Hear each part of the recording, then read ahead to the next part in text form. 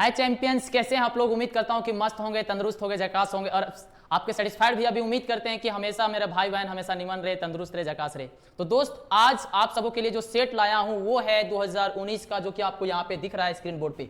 2019 examination जो previous year में question पूछे गए हैं, बस उसी को लेके आज हम लोग क्या करने वाले हैं, कुछ बातें करने वाले हैं, सॉल्यूशन करने वाले हैं, वन बाय वन करके सारे क्वेश्चन को हम लोग फोड़ने वाले हैं। तो बस बने रहें, देखते रहें किस प्रकार से हमारा क्वेश्चन आया हुआ, और मुझे उम्मीद है कि max of the question will be easily solve by all my lovable dears. तो वन बाय वन करके देखेंगे किस प्रकार का क्वेश्चन पूछा गया है और कैसे हम लोग को बनाना है। तो फर्स्ट ऑफ ऑल हम लोग आएंगे क्वेश्चन नंबर फर्स्ट पे।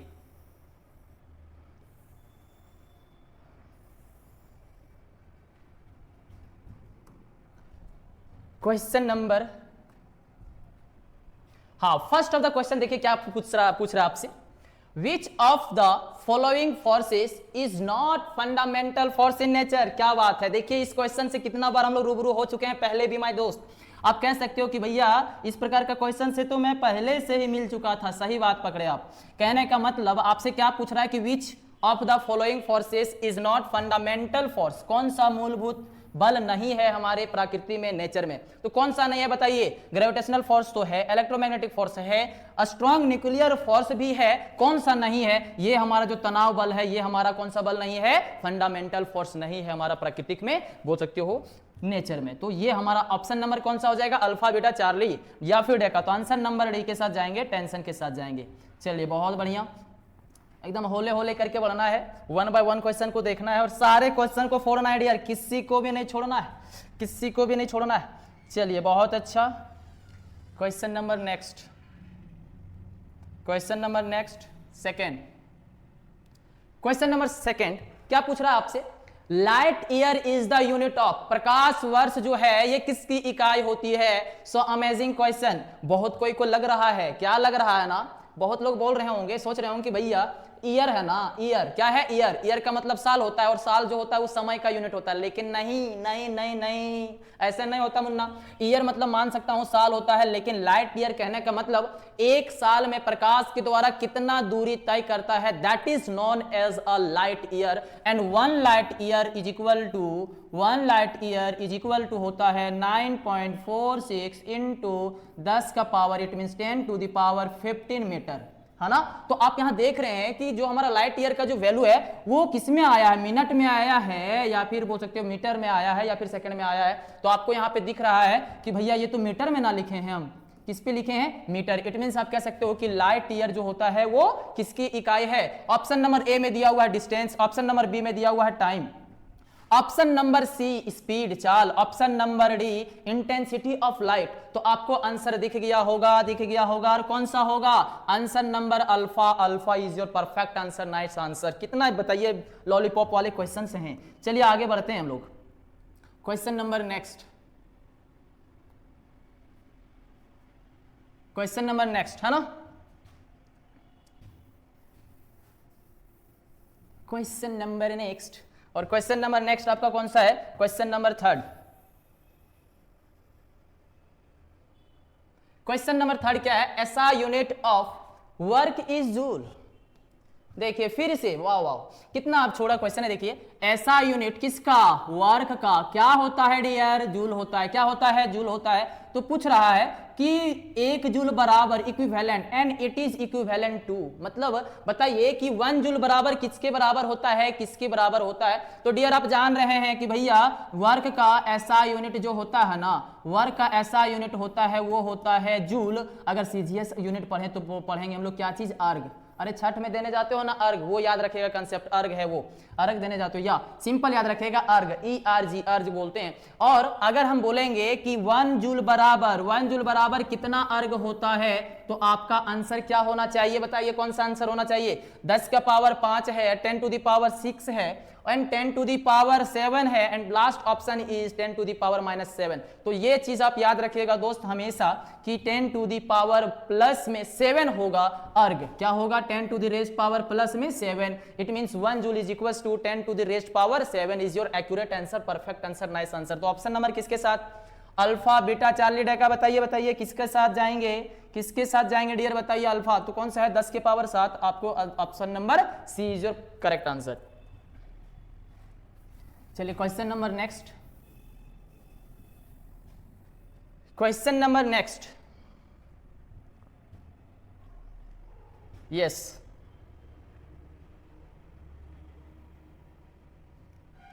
क्या पूछ रहा है आपसे, unit of angular momentum is, हाँ तो इजी क्वेश्चन देखिए, एंगुलर मोमेंटम की एसआई यूनिट क्या होती है, केजी मीटर स्क्वायर पर सेकंड। चलिए आंसर नंबर कौन सा हो जाएगा, आंसर नंबर कौन सा हो जाएगा आपका, सेकंड हो जाएगा। आंसर नंबर कौन सा हो जाएगा, सेकंड हो जाएगा। आंसर नंबर सेकंड हो जाएगा। चलिए क्वेश्चन नंबर आपका नेक्स्ट,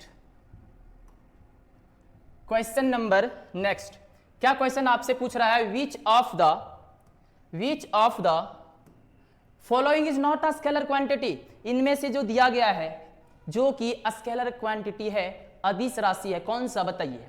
पांचवा का क्वेश्चन आपसे डिमांड कर रहा है which of the following is a scalar quantity, इन चारों में से कौन सा अदिश राशि है, कौन सा स्केलर क्वांटिटी है। अच्छा सॉरी, स्केलर क्वांटिटी नहीं है, जस्ट वेट, स्केलर क्वांटिटी नहीं है। कौन सा स्केलर क्वांटिटी नहीं है दोस्त, बताइए कौन सा स्केलर क्वांटिटी नहीं है। तो सबसे पहले बताइए, टेम्परेचर स्केलर क्वांटिटी है, चार्ज स्केलर क्वांटिटी है, कोएफिशिएंट ऑफ फ्रिक्शन जिसको हम लोग बताते हैं या फिर लिखते हैं म्यू से, ये भी क्या है, डायमेंशन लेस है, यूनिट लेस है। तो कहोगे भैया इंपल्स एक ऐसा क्वांटिटी है जो कि डायमेंशन लेस है, और इसके पास बोल सकते हो क्या है ना, सॉरी, इंपल्स एक ऐसा क्वांटिटी है जिसके पास क्या है, बोल सकते हो दोनों है। क्या क्या चीज है, मैग्नीट्यूड भी रहेगा, और क्या चीज रहेगा भैया, मैग्नीट्यूड भी रहेगा और डायरेक्शन भी रहेगा। इट मींस क्या कह सकते हो कि इंपल्स कैसा राशि हो गया हमारा, वेक्टर क्वांटिटी हो गया। कैसा क्वांटिटी हो गया, वेक्टर क्वांटिटी हो गया। तो क्वेश्चन आपसे डिमांड कर रहा है कि इन चारों में से कौन सा क्वांटिटी जो है वो स्केलर क्वांटिटी के अंतर्गत नहीं आता है। तो ऑप्शन नंबर कौन सा हो जाएगा, हम लोग डी के साथ जाएंगे। ऑप्शन नंबर आपका 4 is your correct answer, perfect answer my dear.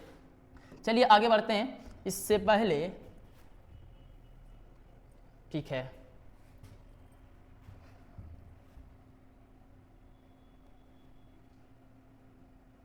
Question number next,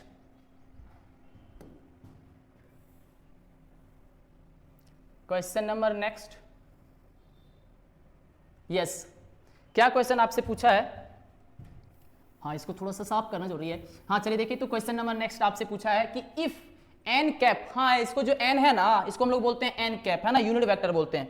अच्छा डियर, यूनिट वेक्टर का फॉर्मूला क्या होता है, यूनिट वेक्टर की फॉर्मूला क्या होती है, तो पहले जान लीजिए आप।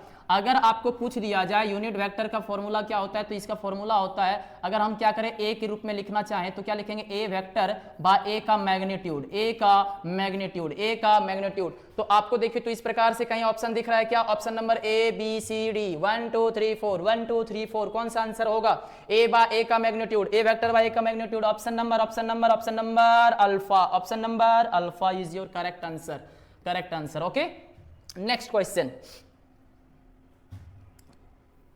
नेक्स्ट क्वेश्चन पे जाएंगे हम लोग। Question number next, question number next, ये भी क्वेश्चन आपको कराया गया है, देख सकते हैं, area under force and displacement curve, force और डिस्प्लेसमेंट, इट मींस फोर्स और डिस्प्लेसमेंट जो है वो आपको क्या रिप्रेजेंट करके देता है, फोर्स और डिस्प्लेसमेंट, फोर्स और डिस्प्लेसमेंट आपको क्या रिप्रेजेंट करता है, क्या शो करता है मेरे दोस्त। तो सबसे पहले समझ जाइए, फोर्स और डिस्प्लेसमेंट कौन सा ऐसा टर्म है जिसका फॉर्मूला आता है, तुरंत लॉजिक लगाइए। तो भैया किसका आता है, वेलोसिटी का, नहीं भाई।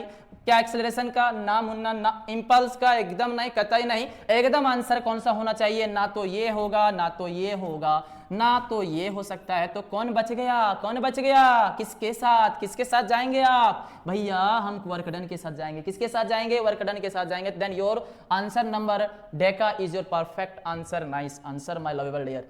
चलिए आगे बढ़ते हैं, next question, question number next पे जाएंगे हम लोग, क्वेश्चन नंबर नेक्स्ट पे जाएंगे।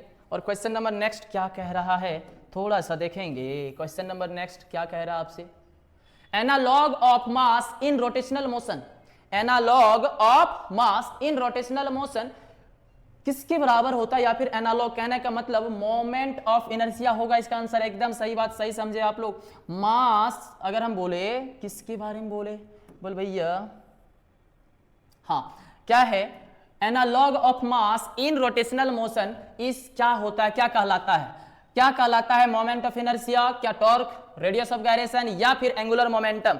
तो मास जो होता है वो ना कह सकते हो किसके बताइए एनालॉग मिलता जुलता है भाई, तो मोमेंट ऑफ इनर्शिया से मिलता जुलता, आई से मिलता जुलता है। किससे मिलता जुलता है? आई से मिलता जुलता है। तो आप सिंपल याद रखोगे, क्या याद रखोगे कि analogue of mass in rotational motion is equals to the moment of inertia, moment of inertia. तो ऑप्शन नंबर 1 इज योर सही आंसर, करेक्ट आंसर।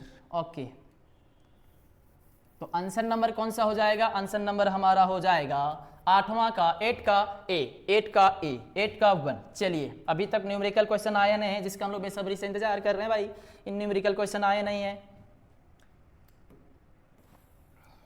चलिए नेक्स्ट पेज पे हम लोग एंट्री मारते हैं। ओके, कम, हाँ क्या बात है, path followed by projectile motion. अगर क्या करते हैं हम लोग उड़ान भरते हैं या फिर कोई प्रोजेक्टाइल मोशन करता है, सपोज दैट हमने इस पेन को अगर ऐसा करके फेंक दिया, ऐसे करके अगर फेंक देते तो वो कैसा, वो शेप जो बनेगा कैसा बनेगा? वो सर्कुलर बनेगा या फिर स्ट्रेट लाइन बनता है, इलिप्स बनता है या फिर पैराबोलिक बनता है। तो इस क्वेश्चन से भी आप कई बार रूबरू हो चुके हैं, जो कि आंसर आप बहुत अच्छे से जानते हैं। क्या होगा दोस्त? सिंपल फंडा, अगर हम लोग क्या करते हैं, कोई चीज को थ्रो करते हैं तो वो प्रोजेक्टाइल मोशन फॉलो करता है। कौन सा मोशन फॉलो करता है? फॉलो करता है, प्रोजेक्टाइल मोशन को फॉलो करता है, जिसको हम लोग कहते हैं परक्षेपण गति। अगर परक्षेपण गति करता है तो बताइए ये वाला जो शेप दिख रहा है मुन्ना, किसका शेप है? ये सिलेंड्रिकल है या फिर स्ट्रेट लाइन है या फिर बोल सकते हो इलिप्टिकल है? तो भैया आप जो बता रहे हैं ना पहले से आंसर तो आप बता दिए। हाँ, क्या होगा? पैराबोलिक होगा। कैसा आंसर हो जाएगा? पैराबोलिक। हमेशा दिमाग में याद रखना है, अगर कोई भी चीज उड़ान भरती है तो हमेशा वो कैसा ट्राजेक्टरी मोशन करती है या फिर पैराबोलिक मोशन करती है, जिसको हम लोग कह सकते हैं प्रोजेक्टाइल मोशन का जो बनेगा, फिगर बनेगा या फिर शेप बनेगा, वो कैसा बनेगा? एक बार बता दीजिए आप लोग भी कमेंट के जरिए से, कैसा बनेगा? पैराबोलिक। क्या ऑप्शन कहीं दिख रहा है क्या? या भैया option is Deka is your perfect answer my lovable dears. Option number D का इट मींस डी ऑप्शन के साथ जाएंगे, दैट इज पैराबोलिक। चलिए बहुत अच्छा। ओके, चलिए क्वेश्चन नंबर 10 क्या कह रहा है? ये भी क्वेश्चन देखिए, क्या पूछ रहा? अ कपल प्रोड्यूसेस, क्या प्रोड्यूसेस करता है? बताइए, कपल प्रोड्यूसेस क्या करता है? Linear momentum, only rotational motion या फिर लिनियर या रोटेशनल दोनों या फिर नो मोशन? तो याद रखिएगा इसका आंसर क्या हो जाएगा? बहुत लिनियर एंड कह सकते हो कि रोटेशनल बहुत। चलिए ठीक है, नेक्स्ट क्वेश्चन की और हम लोग बढ़ेंगे। कहाँ बढ़ेंगे? थोड़ा सा आगे जाएंगे। क्या कह रहा है नेक्स्ट क्वेश्चन? ओहो हो, क्या बात है। लीजिए question number 11, question number 11, value of G, छोटका जी, स्मॉल जी क्या कह रहा है कि वैल्यू ऑफ जी कहाँ पे मैक्सिमम होगा? इसका भी आंसर आपको बहुत ही अच्छे ढंग से पता है कि जी का जो मान होता है वो कहाँ पे मैक्सिमम होती है। डियर, फर्स्ट ऑफ ऑल हम लोग जानते हैं कि भैया अगर अर्थ है ना तो वो इलिप्टिकल शेप है या फिर बोल सकते हैं ओवल शेप है। इसके पास क्या कह सकते हैं कि ये सेंटर कहलाता है, मान लेते हैं ओ है। ये क्या कहलाता है भैया? ये इक्वेटर वाला जोन कहलाता है, इक्वेटर कहलाता है। अगर हम बोलेंगे कि भैया अगर जी पे बोला जाए, सॉरी जी का मान अगर सेंटर पे बोला जाए तो यहाँ पे होता है जी का मान 0। इट मीन्स अगर अर्थ के सेंटर पे चले जाएंगे तो वहां पे जी का मान काम करने वाला नहीं है। बट अगर हम बात करें कहाँ पे? पोल। देखिए इस पोर्शन को बोलते हैं पोल और इसको क्या बोलते हैं हम लोग? इक्वेटर। तो दोस्त हमेशा याद रखिएगा, पोल जहां पे होता है वहां पे जी का मान होता है मैक्सिमम और इक्वेटर पे जी का मान होता है, बोल सकते हो comparatively less the G at pole. Okay, तो हमेशा याद रखिएगा पोल पे जी की मान क्या होती है? मैक्सिमम होती है, ज्यादा होती है। तो ऑप्शन यहाँ पे ऑप्शन के जरिए से देखिए तो कौन सा ऑप्शन आपको सही लग रहा है? Value of G is max कहां पे है? ऑप्शन नंबर अल्फा में पूछा है maximum at poles, maximum at equator, same at everywhere, maximum at the centre of the earth. तो ऑप्शन नंबर आपका कौन सा पहला ही आपको लगता है कि हमको लग रहा है कि सही है? It means maximum at poles is your accurate answer, perfect answer. Okay, चलिए नेक्स्ट क्वेश्चन की ओर बढ़ेंगे। क्वेश्चन नंबर नेक्स्ट की ओर चले जाएंगे हम लोग। और क्वेश्चन नंबर नेक्स्ट कौन सा dear? Come on, don't do late, fold डालिए। हाँ, क्या है? Question number 12, question number 12, question number 12, question number 12। हाँ, हम लोग भी अब 12th में एंट्री मार देने वाले हैं ना, अभी तो 11th की पढ़ रहे हैं ना, कुछ दिन के बाद 12th में तो एंट्री कर ही रहे हो आप लोग, तो उसी प्रकार से अभी क्वेश्चन नंबर 12 पे एंट्री मारा हम लोग। देखिए क्या पूछ रहा है, the centre of mass of a body, the centre of a mass of a body कहां पे लाई करता है, किसी भी बॉडी का जो सेंटर पॉइंट होता है वो कहां पे लाई करेगा, सेंटर ऑफ मास कहां पे लाई करेगा, कहां पे लाई करेगा डियर बताइए। ऑप्शन नंबर ए आपसे कह रहा है कि लाई करेगा हमेशा हमेशा कहां करेगा, ज्योमेट्रिकल सेंटर पे करेगा। अच्छा ठीक है भाई, कहां पे करेगा, बॉडी के इनसाइड पे करेगा, कहां पे करेगा, हमेशा उस बॉडी के बाहर करेगा, या फिर मैं लाई विद इन और आउटसाइड दी बॉडी। तो हमेशा याद रखिएगा, अगर सेंटर ऑफ मास किसी का बॉडी का होता है वो हमेशा कहां पे लाई करता है, चाहे उस बॉडी के अंदर या फिर उस बॉडी के बाहर। तो आंसर नंबर कहां पे है, कहां पे है, ऑप्शन नंबर 1 2 3 4, 1 2 3 4 कौन सा, option number D is your accurate answer, perfect answer. चलिए बहुत बढ़िया, क्वेश्चन नंबर नेक्स्ट पे एंट्री मारेंगे हम लोग, क्वेश्चन नंबर 13, क्वेश्चन नंबर 13 पे एंट्री करेंगे हम लोग।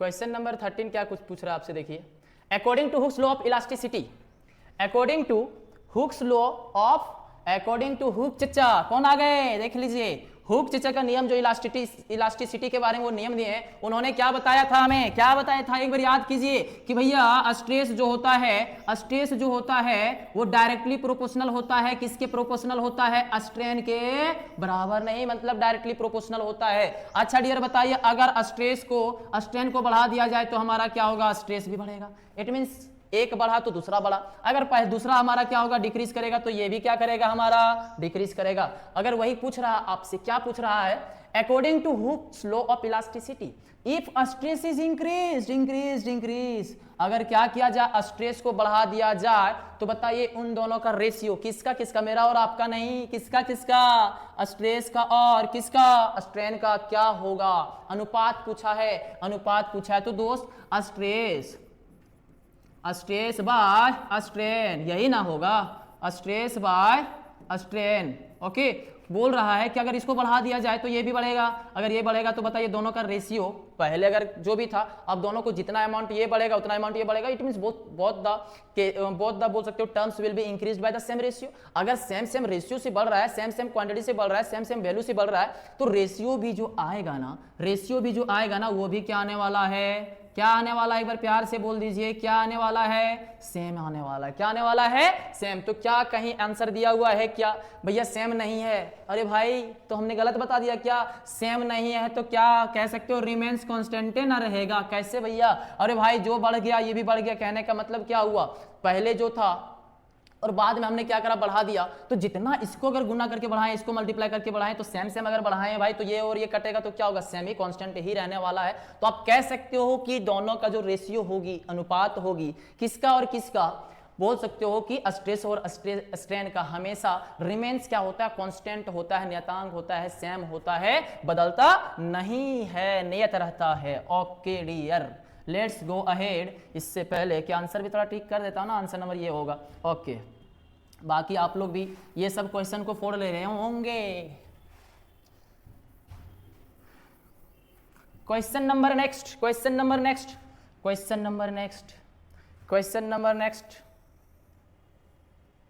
ओके। आइए न्यूटन चाचा से मिल लीजिए, क्या कह रहा है, और ये क्वेश्चन भी बार बार देखिए, बार बार ये क्वेश्चन दे रहा है, आप कह सकते हो 19 में पूछा गया है, मॉडल सेट में भी शायद इस क्वेश्चन को दिया गया था, 2025 वाला जो आप प्रीवियस वीडियो में आप लोग देखे होंगे, कि न्यूटन्स का जो सेकंड लॉ है वो कहां से उठ के आया है, कहां से उठ के आया है बताइए, या फिर किससे प्रूफ हुआ है, please tell me dear. F बराबर कहां से उठ के आया बोल सकते हो, तो F बराबर बार बार कितना लिखूं भाई, F बराबर लिखा हुआ है dp बाय dt, आंसर तो ये एकदम सही होगा, कतई सही है, एकदम आंसर यही होगा। कैसे होगा ये भी मैंने बताया कि भैया d के जगह d लिखेंगे, p की जगह क्या लिखेंगे, m भी लिखेंगे, माइनस g, सिंपल समझिए, रुक जाइए, जस्ट वेट भाई, क्या लिख सकते हैं, डेल्टा, मतलब change in delta, change in momentum की जगह क्या लिख सकते हैं, एम भी, है ना, क्या लिख सकते हैं हम लोग, एम भी माइनस एम यू अपॉन में क्या लिख सकते हैं, टाइम है तो टाइम रहने दे भाई, है ना, तो क्या लिख सकते हैं यहाँ पे, देखिए तो सेम सेम क्या क्या है सेम, एम एम कॉमन निकाल लोगे, चलिए खींच के बाहर निकाल दीजिए भाई, क्या बचेगा मेरे पास भैया, भी बचेगा, क्या बचेगा इसके पास, यू बचेगा, एकदम जॉट डाउन कर दीजिए, क्या बचेगा नीचे, dt बचेगा। यहां तक तो सही है। अब बताइए अगर क्या है m के जगह m लिखेंगे, थोड़ा सा यहाँ पे थोड़ा एडिट कर दीजिए ना, बहुत एडिट करते हो आप लोग है ना, बहुत मजे करते हो आप लोग, बहुत एडिट करने जानते हो, तो थोड़ा सा यहाँ पे थोड़ा सा ज्यादा नहीं भैया, a बराबर हम लोग जान चुके हैं v minus u by t होता है, टाइम होता है। तो क्या दोस्त अगर a बराबर v minus u by t लिख सकते हैं, तो क्या हम लोग v minus u by t बराबर a लिख सकते हैं क्या? एकदम कतई लिख सकते हैं, एकदम एब्सोल्युटली आप लिख सकते हो। इट मींस v minus u by t के जगह हम क्या लिख सकते हैं, a लिख सकते हैं। तो देखिए क्या बन गया, ma बन गया, क्या बन गया, ma बन गया। तो आप कह सकते हो F बराबर ma जो है ना, इसी को बोलते हैं न्यूटन का सेकंड लॉ, और ये न्यूटन का जो सेकंड लॉ है F बराबर माँ है ना, फादर बराबर माँ, समझ रहे हो ना, दोनों का योगदान सेम है ना, मम्मी का भी और पापा का भी कह सकते हो हमारे लाइफ के लिए है ना। तो बस कह सकते हो कि सब कुछ भूल जाना है लेकिन मम्मी पापा को नहीं। और एक बात और है दोस्त, इसी पे बात उठ गया कि जितना हम लोग मेहनत करते हैं ना, उससे कई गुना हमारे पेरेंट्स, मदर्स एंड फादर्स करते हैं। कहने का मतलब यह है कि हमें कह सकते हो कि सिर्फ हम लोग तो अपने बारे में सोचते हैं, लेकिन वो हमेशा अपने कह सकते हो संतान के लिए, बेटे और बेटी के लिए हमेशा सोचते रहते हैं कि भाई किसी भी प्रकार से जे anyhow I have to do anything for कह सकते हो कि माय डॉटर एंड सन्स। तो हम लोग को बस ये, हम लोग को भी मान लेना है, ठान लेना है कि हम लोग को भी अपने परिवार को, अपने माता पिता को हमेशा के लिए खुशी रखना है, खुशहाल रखना है। और ये तभी हो सकता है जब हम लोग ये निष्ठापूर्वक अपने आप में मान लेंगे कि भैया हमें कुछ करना है, we have to do something and which will be special for all the family और फॉर ऑल द सोसाइटीज। बस लगे रहना है, कुछ अलग करना है और कुछ करके दिखाना है, बस यही होना चाहिए हम सबों में, एक कह सकते हो जुनून। तो दोस्त समझ सकते हो यहाँ पे एक छोटी सी बात आया, F बराबर ma, इट मीन्स यहाँ फादर नहीं मतलब फोर्स होगा, डियर समझिए, ये नहीं समझ जाओगे कि भैया क्या बता दिए है ना। फोर्स बराबर क्या होता है, मास इनटू एक्सेलरेशन, क्लियर है ना। चलिए तो आप कह सकते हो कि फोर्स जो आया वो ma आया, वो किसके अंतर्गत आता है, न्यूटन चचा का सेकंड लॉ के अंतर्गत आता है। वो कौन सा फॉर्मूला से प्रूव हुआ है, तो F बराबर dp बाय dt से प्रूव हुआ है। चलिए क्लियर है, फंडा क्लियर है, फंडा क्लियर है। अगर क्लियर है तो हम लोग आगे बढ़ेंगे, देर नहीं करना है। ओके नाउ थोड़ा सा स्किप करेंगे, ऊपर बढ़ेंगे, और क्या बोल रहा है क्वेश्चन नंबर आपका 15 क्या बोल रहा है, which one of the following is not क्या भाई सब में तो नॉट ही लगा दे रहे हो, नॉट अ कंजर्वेटिव फोर्स। ऐसा कौन सी बल है जो संरक्षी बल नहीं है, वही ना होता है, हाँ हिंदी थोड़ा कम ही जानते हैं। हाँ देखिए कौन सा ऐसी बल है जो कि संरक्षी बल नहीं है, कंजर्वेटिव फोर्स नहीं है। तो दोस्त आपको देखने से यहां पता चल रहा है कौन सा नहीं है, बताइए भैया। हम लोग क्या क्या पढ़ चुके हैं कि भैया मैग्नेटिक फोर्स हो सकता है, होगा, इलेक्ट्रोमैग्नेटिक फोर्स भी है, ग्रेविटेशनल फोर्स भी है, लेकिन ये फोर्स ऑफ फ्रिक्शन आके कुछ हम लोग को यहाँ पे गड़बड़ कर दे रहा है, हौच-पौच कर दे रहा है। तो क्या करते हैं, इसको हम लोगों को चूज कर लेते हैं कि ये हमारा क्या नहीं होगा, ये नहीं होगा। कौन सा फोर्स नहीं होगा, कंजर्वेटिव फोर्स के अंतर्गत ये नहीं आएगा। तो option number alpha beta Charlie, कौन सा अल्फा बीटा चार्ली का कौन सा आंसर हो जाएगा डियर, बताइए। Option number alpha is your perfect answer, nice answer. चलिए ऑप्शन नंबर ए के साथ जाएंगे, ओके गुड्स। चलिए 2019 की भी हम लोग आज डंका लगा देने वाले हैं, इसके बाद फिर हम लोग आगे भी बढ़ेंगे। ओके क्वेश्चन नंबर 16 क्या बोल रहा है, इन परफेक्टली इनइलास्टिक कोलिजन में क्या कंजर्व होता है, क्या क्या दिया है ना। पहला ऑप्शन दिया हुआ है इन परफेक्टली इनइलास्टिक कोलिजन, है ना, पहला ऑप्शन दिया हुआ है क्या, only momentum is conserved. Okay क्या बोल रहा है option number B, momentum and total energy both are conserved. Option number C दिया हुआ है momentum and kinetic energy both are conserved, only kinetic energy is conserved. तो दोस्त अगर हम लोग देखेंगे ना, सपोज दैट अगर कोलिजन हो रहा है, कोलिजन इन द सेंस आप कह सकते हो when the two bodies are collide. Okay first of all हम लोग समझेंगे हमारे पास टू बॉडी रहेगा, body 1 body A and body B, and if both body गया भाई, मान लेते हैं बॉडी ए है और बॉडी बी है, ए है और ये क्या है, बी है। अच्छा मान लेते हैं ये सरफेस है, ओके भाई ये सरफेस है, तू का भाई ठीक है। अगर हम क्या कहें कि अगर मेरे पास बॉडी ए है और बी है, बॉडी ए और बी है और दोनों अभी ऐसे हैं, क्या अभी कॉलिजन किया है? क्या कॉलिजन नहीं किया है, तो बोल सकते हैं ये बिफोर कॉलिजन हो जाएगा। और बिफोर कॉलिजन का बोल सकते हैं इसका मोमेंटम क्या होगा? m1 और u1, और इसका क्या होगा? m2 और u2 हो जाएगा। बट जैसे टकराएगा दोनों को, हमने क्या करा, इधर से हमने पुश करा, है ना, इधर से हमने पुश करा, उधर से किसी ने पुश करा, आके दोनों क्या होगा भैया? टकराएगा। दोनों आके क्या होगा? एक समय आके दोनों जाके दोनों क्या करने लगेगा भाई? एक दोनों में क्या हो जाएगा? बोल सकते हो मिल जाएगा, टकरा जाएगा। ए और बी कह सकते हो दोनों कोलाइड कर जाएगा, और कोलाइड करेगा तो फिर दोनों क्या होगा बताइए? तो दोनों कोलाइड करेगा, दोनों फिर यहां से भागने की कोशिश करेगा। ठीक है, आप एज्यूम कीजिए जब ये दोनों टकराया, ओके, जस्ट इमेजिन कि व्हेन द टू बोल सकते हो balls will collide simultaneously, then there you will notice that भैया बहुत पहले क्या हुआ? पहले रेस्ट में था, जैसे मोशन लगाया गया काइनेटिक एनर्जी में आया। काइनेटिक एनर्जी पे आने के बाद इन दोनों में क्या हुआ? टकराव हुआ, कोलाइड हुआ। क्या हुआ? कोलाइड हुआ या फिर कोलिजन हुआ। जैसे टकराती है ना, तो इसकी जो काइनेटिक एनर्जी है, बताइए टकराने के बाद यहाँ पे क्या होगा? साउंड निकलेगा, यस और नो? टक टक आवाज करेगा ना भाई, टक आवाज करेगा। आप कह सकते हो साउंड निकल सकता है, हिट निकल सकता है। तो आप कहोगे, क्या कहोगे कि सबसे पहले इसके पास जो इनिशियल मोमेंटम था, बाद वाला मोमेंटम क्या कहलाएगा? m1 और v1, और ये भी कहलाएगा, क्या कहलाएगा? m2 और v2। तो ये चीज हम लोग पहले ही जान चुके हैं। Before collision and the after collision will भी क्या होगा? सेम होगा। ये जो आप लोगों को पहले से पता है कंजर्वेशन ऑफ मोमेंटम के तहत से, तो ठीक है। कहने का मतलब बॉल ए और बॉल बी क्या करेगा? कंजर्वेशन ऑफ मोमेंटम को फॉलो करेगा। लेकिन अगर हम बोलेंगे कि भैया इसमें आ गया काइनेटिक एनर्जी, और काइनेटिक एनर्जी जैसे दोनों बॉल टकराती है तो वहां पे वो क्या होता है? काइनेटिक एनर्जी बदल जाती है। और बदल कहने का मतलब वो चेंज हो जाता है किस पे बताइए? काइनेटिक एनर्जी जाके ट्रांसफर हो जाता है किस पे? हिट में या फिर साउंड में बदल जाता है। तो काइनेटिक एनर्जी कांस्टेंट नहीं रहने वाला है। आप कहोगे कि भैया हमारा जो एनर्जी कंजर्व जो रहेगा, कांस्टेंट जो रहेगा, रिमेन सेम जो रहेगा, वह सिर्फ हमारा मोमेंटम रहेगा। और ऑप्शन नंबर कहां पे दिख रहा है? सिर्फ मोमेंटम। देखिए ऑप्शन नंबर कौन सा होगा? अल्फा बीटा चार्ली डेका। ऑप्शन नंबर कौन सा? Option number alpha is your accurate answer हो जाएगा। ओके,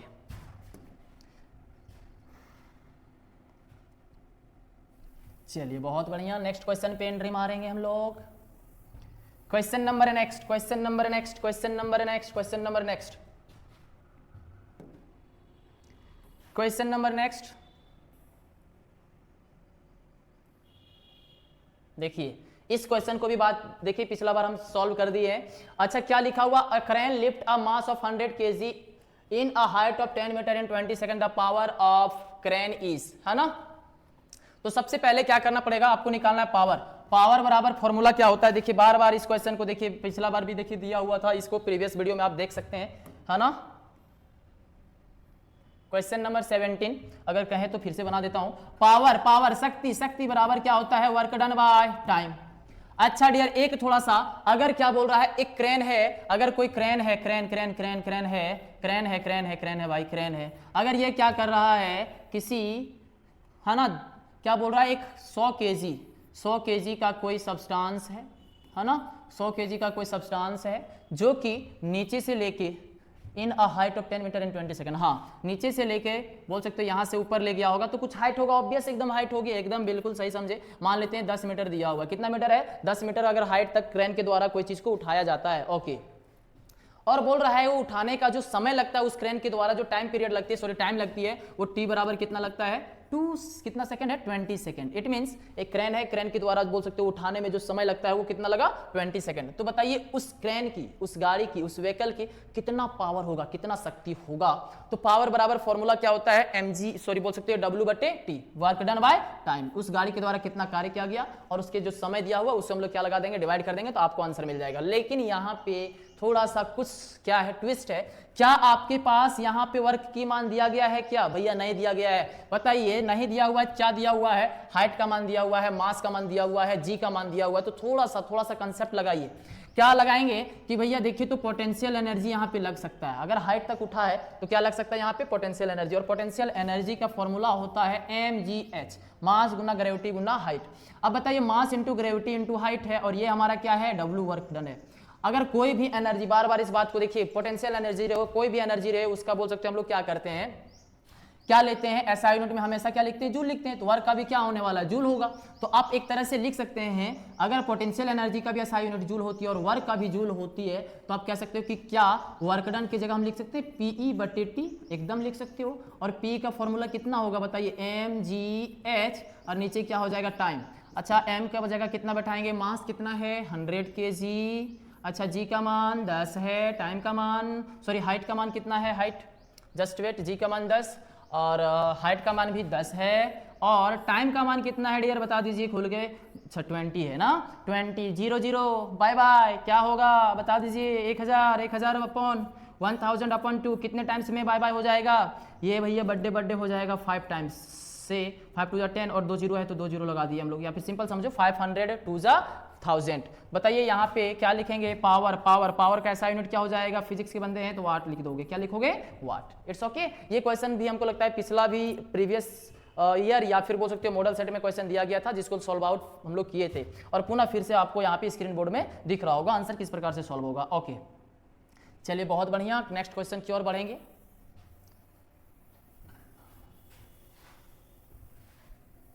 इससे पहले बता दीजिए ऑप्शन नंबर कौन सा होगा इसका, ऑप्शन नंबर कौन सा, अक्रेन वाला कौन सा आंसर हो जाएगा, ऑप्शन नंबर डेका, या फिर option number D is your perfect answer, nice answer.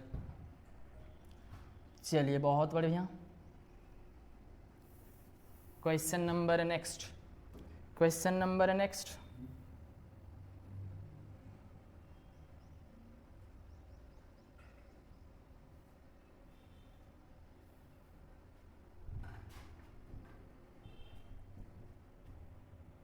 पास, ठीक है।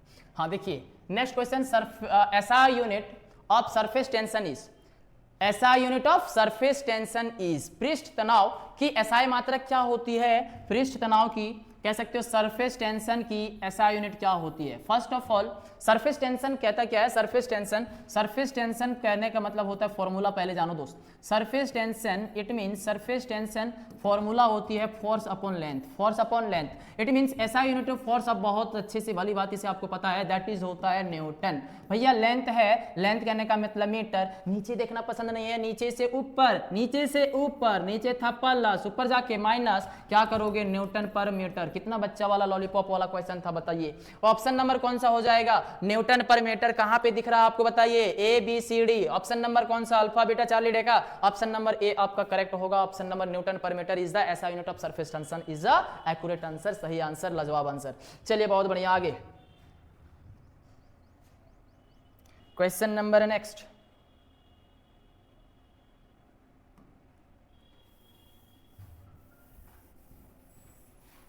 क्वेश्चन नंबर नेक्स्ट, क्वेश्चन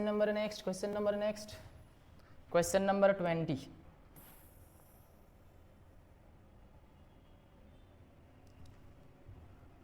हाँ, क्या पूरा height of geostationary satellite कितना होती है बताइए, 1000 किलोमीटर, 32,000 किलोमीटर, या फिर 36,000 किलोमीटर। याद रखिएगा इसका 36,000 kilometre is your perfect answer and the nice answer होगा, ठीक है, 36,000 किलोमीटर। चलिए next question,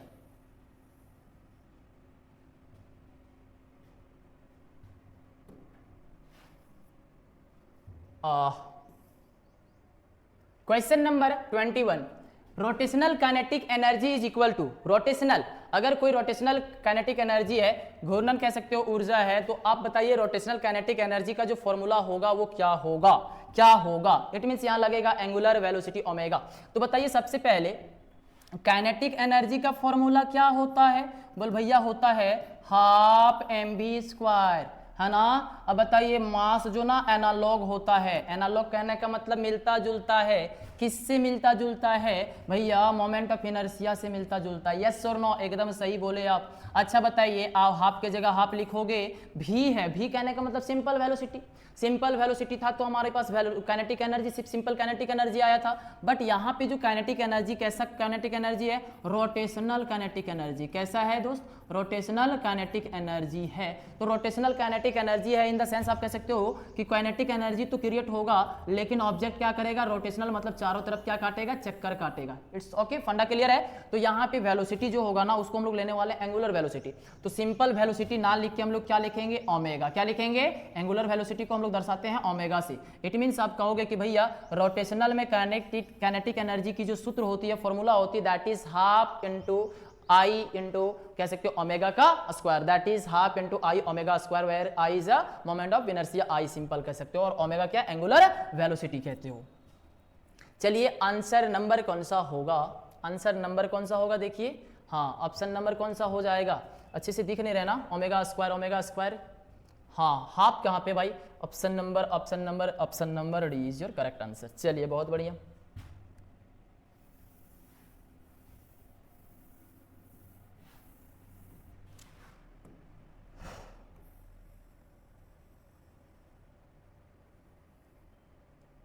question next, unit of coefficient of viscosity. Coefficient of viscosity, श्यानता की गुणांक की एसआई यूनिट नहीं, मतलब यूनिट सिर्फ पूछा है ना, सॉरी यूनिट क्या होती है, यूनिट क्या होती है, तो इस चीज को भी याद रखना है। क्या होता है, पोइज होता है। क्या होता है दोस्त, पोइज होता है। Unit of coefficient of viscosity क्या हो जाती है, पोइज होती है, पोइज POISE, पोइज। पोइज is the SI unit of, पोइज is the SI unit of, एकदम याद रखना है, coefficient of viscosity. Coefficient of viscosity Hindi में कहते हैं श्यानता गुणांक की मात्रक क्या होती है भैया, पोइज होती है। बिल्कुल सही पकड़े आप, सही समझे आप। आंसर नंबर क्या हो जाएगा 22 का, option number A is your correct answer. Next,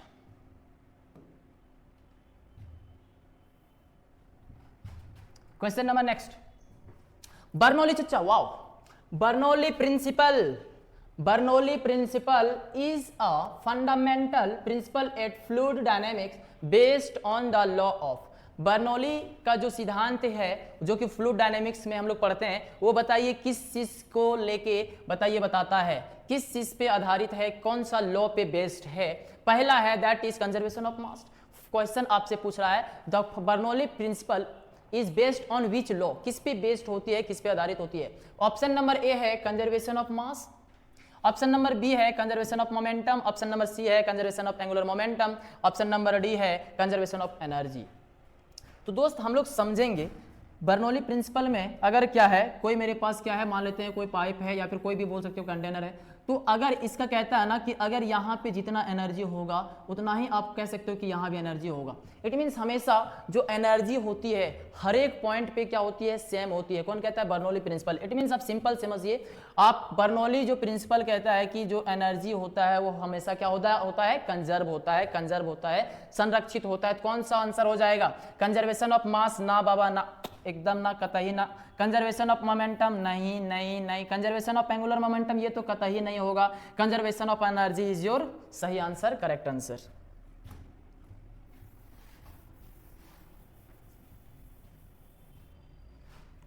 next question,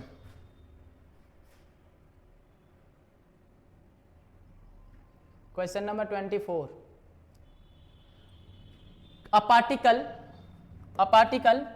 A particle moving in circular path। अगर कोई पार्टिकल है वो क्या कर रहा है, सर्कुलर पाथ में क्या कर रहा है, घूम रहा है भाई, सही बात है। अगर कोई पार्टिकल है, if some particle is moving in a circular path of radius, suppose that if something is rotating or motion in a circular path, then it is obvious that the circular path have radius, that is r, and object will be moving with some velocity that is given here, that is v। Then आपसे पूछ रहा है centripetal force will be act on that body. आप कह रहा है कि उस बॉडी पे क्या लगने वाला, सेंट्रीप्यूटल फोर्स लगेगा। तो बताइए सेंट्रीप्यूटल फोर्स लगेगा, सेंट्रीप्यूटल फोर्स अंदर या बाहर, वो भी जान लीजिए कहाँ लगता है, अंदर की ओर। FCP लगेगा अंदर, वही फ्यूगल रहता तो फू मतलब बाहर की ओर लगता। दो फोर्स लगता है, कभी भी कोई ऑब्जेक्ट अगर मोशन करती है तो दो वहां पे फोर्स लगती है, एक को बोलते हैं सेंट्रीपिटल और अनदर वन इज सेंट्रीफ्यूगल। अगर फोर्स अंदर की ओर लगता है, जो कि आप कह सकते हो मौत कुआं का एग्जांपल आप कह सकते हो, तो ये सारे जो होते हैं सेंट्रीपिटल फोर्स के एग्जांपल होते हैं। अगर सेंट्रीफ्यूगल का एग्जांपल बोलूं तो वो अगर मम्मी लोग जो छाछ ये करती है उससे निकालती है ना, मक्खन जो निकालती है, वो सारा किसके अंतर्गत आ जाएगा, सेंट्रीफ्यूगल के अंदर। लेकिन यहाँ पे बोल रहा है कि अगर सेंट्रीपिटल फोर्स है तो बताइए सेंट्रीपिटल फोर्स है तो बताइए उसका एक्सेलरेशन हम लोग किसके रूप में लिखेंगे, सेंट्रीपिटल फोर्स का। तो बताइए फोर्स बराबर क्या होता है, mv स्क्वायर बटे क्या होता है, mv स्क्वायर बटे क्या होता है, r होता है। मास इंटू वेलोसिटी का स्क्वायर बटे क्या होता है, आर होता है, mv स्क्वायर बटे आर होता है। तो क्या आपको बताइए, मैं मास तो दिया गया है नहीं, तो यहाँ पे सिंपल आपको समझना है कि पार्टिकल अगर सर्कुलर पाथ में घूम रहा है तो उसका सेंट्रीपिटल एक्सेलरेशन कैसा होगा बताइए, v स्क्वायर बाय आर होगा, v स्क्वायर बाय आर होगा। That is the option number डेका के साथ जाएंगे, डी के साथ जाएंगे, that is v square R के साथ जाएंगे। Very good, mv square by R. Next question पे हम लोग इंक्रीज बढ़ेंगे दोस्त। Next question 25। Question number 25. What's the question is asking? So please look here, my dear. हाँ, the ratio of shearing stress to the shearing strain. अगर dear सिर्फ stress by strain होता तो हम लिखते यंग मॉडुलस। क्या लिखते? Young modulus. बट यहां पे क्या है, इससे पहले कुछ आ गया है। क्या आ गया है? शेयरिंग आ गया, और यहां भी क्या आ गया है? शेयरिंग आ गया है। तो ऑप्शन में कहीं शेयर दिख रहा है क्या? एकदम दिख रहा है, तो बस फटाक से उस आंसर को एकदम ढूंढ लीजिए और उसी को आंसर चूज कर लीजिए। बताइए, shear stress by shearing strain किसको कहते हैं? शियर मॉडुलस को कहते हैं। तो ऑप्शन नंबर कौन सा हो जाएगा? 25 का option number C. Option number 3, option number charlie is your correct answer. Shear modulus is just the ratio of shearing stress to the shearing strain. तो बाकी सब नहीं होंगे। चलिए, बहुत बढ़िया।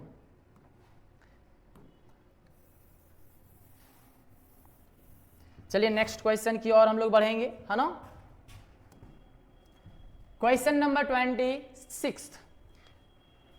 26 क्या कह रहा है? थोड़ा देख लीजिए ना, देखिए ना प्यारे लोग, क्या कह रहा है dear. Question number 26, the equation of motion of a simple harmonic motion.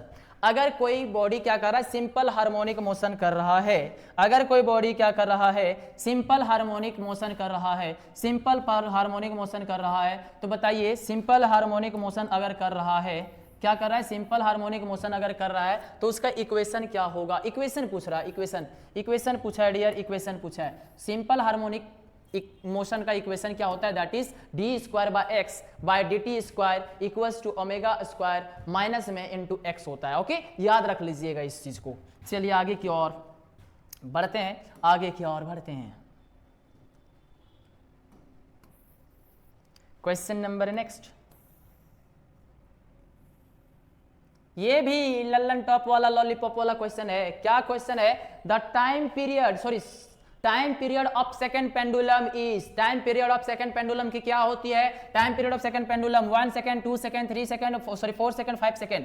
अगर टाइम पीरियड पूछा जाए कौन सा पेंडुलम के लिए, तो सीधा याद रखिएगा सेकंड पेंडुलम है ना। कैसा पेंडुलम है? सेकंड पेंडुलम है। कैसा पेंडुलम है डियर? सेकंड पेंडुलम है। अगर सेकंड पेंडुलम है तो इसकी बोल सकते हो टाइम पीरियड जो होगा, आवर्त काल जो होता है वो 2 सेकंड होता है। कितना सेकंड? याद रखिएगा, सेकंड पेंडुलम की टाइम पीरियड 2 सेकंड। कितने सेकंड? 2 सेकंड। चलिए बढ़ते हैं आगे की ओर। समय का भी हम लोग को ख्याल रखना है, कम समय में ज्यादा, बिकॉज एग्जाम बहुत करीब है और मेरे भाई बहन लोग को पढ़ना बहुत ज़्यादा है। सिर्फ फिजिक्स नहीं, सब सब्जेक्ट को कवर अप करना है। तो क्यों ना थोड़ा स्पीड को बढ़ाया जाए, एकदम बढ़ाया जाए। क्यों ना। चलिए, लेकिन क्वेश्चन नंबर क्या है? आपसे पूछ रहा है, आपसे देख लीजिए। Out of the following which is the fastest mode of transfer of heat. Question पूछ रहा है आपसे, इनमें से कौन सा एक तरीका है जिसको हम लोग जिसको कह सकते हो आजमा के हीट को बहुत ज्यादा दूर तक हम लोग क्या कर सकते हैं? ट्रांसफर कर सकते हैं, स्थानांतरण कर सकते हैं। मतलब सिंपल क्वेश्चन है कि कौन सा तरीके से, कौन सा मोड से, कौन सा वे से क्या हो सकता है हीट को एक लंबी दूर तक ट्रांसफर किया जाता है। तो थोड़ा सा याद कर लीजिएगा उस सूरज महाराज को, सूरज देव को या फिर सन को, जो कि आता है वहां से सनरेज। और रे कहने का मतलब वो क्या है बताइए? कंडक्शन, कन्वेक्शन, रेडिएशन या फिर बोथ ए एंड बी। भाई वो जो रे आता है उसको हम लोग ना ही कंडक्शन बोलेंगे। कंडक्शन तभी बोलते हैं जब दो चीज सटे होता, तब ये कंडक्ट करके हीट पास होता। लेकिन आप कह सकते हो कि कन्वेक्शन, भैया कन्वेक्शन फ्लूइड के लिए काम करता है। किसके लिए काम करता है? फ्लूइड के लिए। लेकिन बात रहा रेडिएशन कहने का मतलब ये किसी पे प्रभाव या किसी से फर्क नहीं पड़ता, ये एयर पे पास करता है। और एयर में कह सकते हो जो सन का रे आता है, किरण आता है, वो क्या कहलाता है? रेडिएशन कहलाता है, किरण कहलाता है। और ये जो है fastest mode of transfer of heat के अंतर्गत आता है। इट मींस आप कह सकते हो इनमें से आंसर आपका कौन सा होगा, that is answer number Charlie होगा, आंसर नंबर रेडिएशन होगा, आंसर नंबर सी होगा। चलिए बिल्कुल आगे की ओर बढ़ते हैं। रेडिएशन जो होती है वो fastest mode of transfer of heat होती है। बिल्कुल बिल्कुल बिल्कुल बिल्कुल।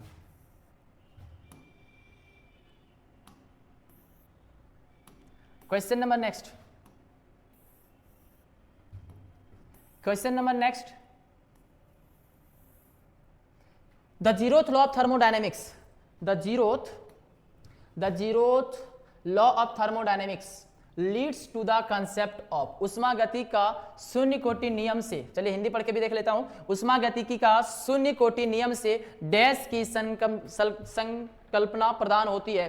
किसके बारे में बताइए? आंतरिक ऊर्जा, अंतर्निहित उष्मा, दाब या फिर तापमान। तो सिंपल है दोस्त, अगर बोला जाए simple, zeroth law of thermodynamics जो होता है वो किसका कंसेप्ट बताता है? टेम्परेचर के बारे में। किसके बारे में? तापमान के बारे में। जीरोथ लॉ ऑफ थर्मोडायनेमिक्स जैसे आए तुरंत समझ जाना है, टेम्परेचर के बारे में डिस्कस कर रहा है, टेम्परेचर के बारे में बता रहा है ना। चलिए आगे की ओर बढ़ते हैं।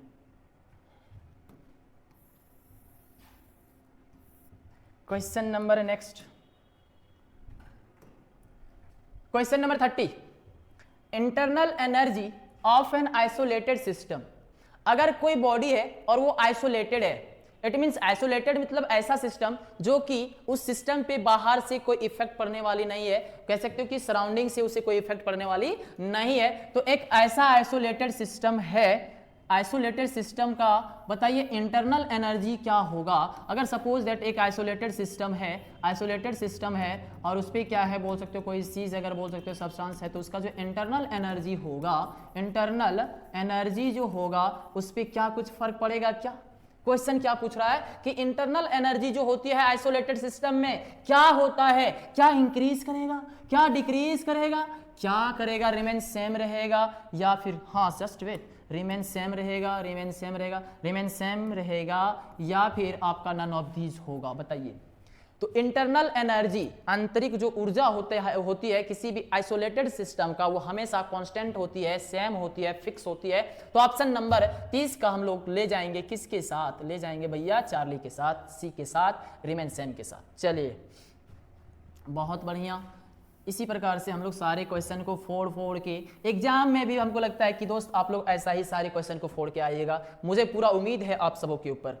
रियली लगे रहिए, बने रहिए और फिर कह सकते हो कि जितना हो सके सेल्फ प्रैक्टिस करते रहिए, क्वेश्चन सेट देखते रहिए, सारा क्वेश्चन 1 बाय 1 करके आपका कह सकते हो माइंड में सेट होते जाएंगे। चलिए आगे की ओर बढ़ते हैं अब नेक्स्ट क्वेश्चन की ओर।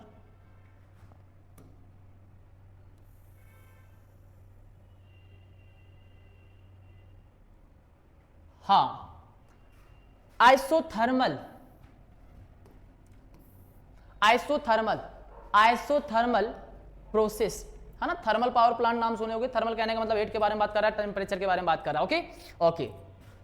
तो दोस्त हम लोग यहाँ पे देखेंगे आइसोथर्मल जो प्रोसेस होता है उसमें क्या होती है बताइए। ऑप्शन नंबर ए, क्या उस पर टेम्परेचर जो है वो इंक्रीज करेगा, क्या टेम्परेचर डिक्रीज करेगा, क्या टेम्परेचर ना ही इंक्रीज करेगा, नाइदर इंक्रीजेज नॉट डिक्रीजेज, क्या सेम मतलब इंक्रीजेज करेगा, ना ही इंक्रीज करेगा ना ही डिक्रीज करेगा, या फिर अगर कोई बोल सकते हो है ना, अगर मान लेते हैं कोई थर्मोडायनेमिक सिस्टम लेते हैं और इसका टेम्परेचर मानते हैं क्या बढ़ेगा या फिर क्या घटेगा या फिर सेम रहेगा, या फिर इसका जो वॉल्यूम है आयतन है वो क्या होगा, सेम रहेगा।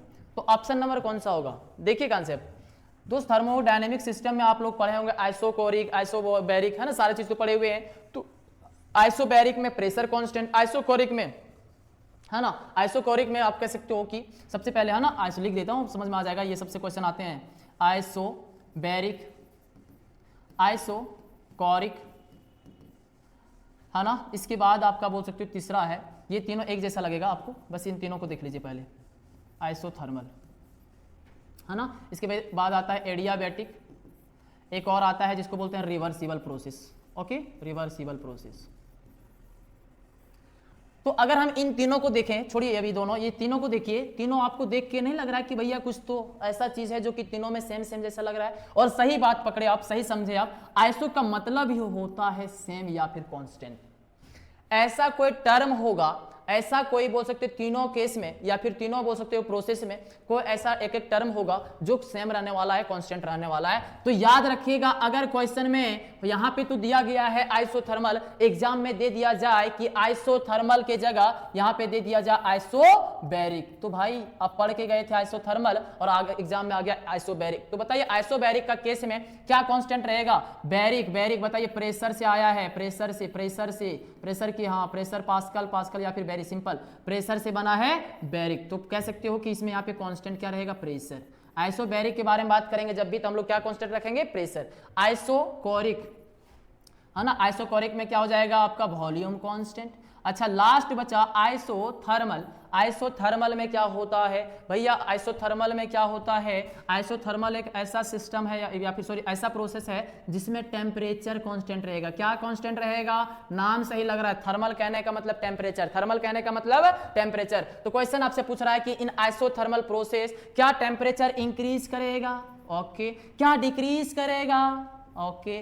क्या बताइए, घटेगा या बढ़ेगा? घट भी बच सकता है, नहीं सॉरी थर्ड ऑप्शन पूछ रहा है आपसे, नाइदर इंक्रीजेज नॉट डिक्रीजेज, ना ही घटेगा ना ही बढ़ेगा, या फिर क्या है इसका वॉल्यूम सेम रहेगा। तो बताइए आपका ना ही बढ़ेगा ना ही घटेगा कैसा होने वाला है? टेम्परेचर सेम है ना रहेगा, कांस्टेंट रहेगा, तो आप क्या कहोगे कि temperature neither increases nor decreases. तो ऑप्शन नंबर कौन सा? ऑप्शन नंबर 31 का किसके साथ जाएंगे हम लोग? चार्ली के साथ जाएंगे, चार्ली के साथ जाएंगे।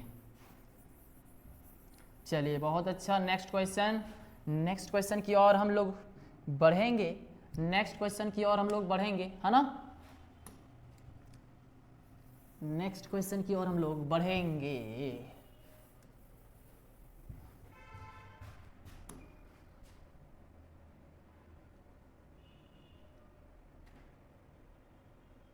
हाँ ये भी क्वेश्चन याद रखिएगा, CP/CV for the diatomic gas क्या होती है? CP/CV for a diatomic gas molecule, है ना, क्या होते हैं? द्विपरमाणु है ना के लिए CP/CV होता है, कितना होता है इसकी मान? CP/CV for diatomic gas molecules की मान कितनी होती है? एकदम याद रख लीजिए, इसको भी बताया गया, दैट इज क्या होती है? CP 7/5। एकदम आंसर नंबर किसके साथ जाएंगे? CP/CV का मान कितना होता है गैस डायटोमिक के लिए? डायटोमिक के लिए याद रखिएगा, डायटोमिक गैस मॉलिक्यूल्स की जो होती है मान CP/CV इक्वल टू क्या होती है? 7/5। तो ऑप्शन नंबर कौन सा हो जाएगा? अल्फा बीटा चार्ली डेका। तो ऑप्शन नंबर कौन सा हो जाएगा? डेका is your perfect answer. Nice answer, डेका डी के साथ जाएंगे। Okay dear, next question, next question, question number next, perfect gas equation. Perfect gas equation बोलिए, या फिर इसी को आप कह सकते हो ideal gas equation, ideal perfect gas equation. तो क्या फॉर्मूला होता है?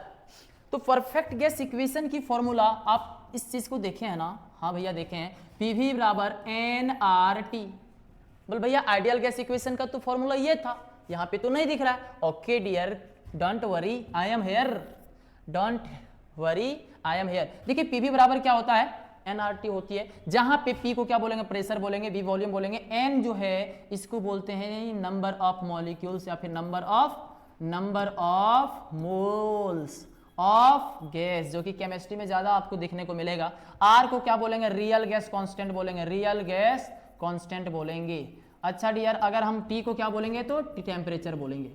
थोड़ा सा यहाँ पे क्या है ना कि अगर नंबर कहने का मतलब क्या हो गया? संख्या, डिजिट। अगर n का मान 1 हो, अगर 1 हो, n का मान कितना रख दिया जाए? अगर एक number of mole of gas के लिए अगर बोला जाए कि आइडियल गैस या फिर परफेक्ट गैस इक्वेशन क्या होगा, तो आप क्या लिखेंगे? बोल भैया PV लिखेंगे, क्या लिखेंगे? n की जगह 1 लिखेंगे, RT लिखेंगे, मेरे पास आ जाएगा दैट इज RT। तो बताइए PV बराबर RT कहीं पे दिख रहा है क्या dear?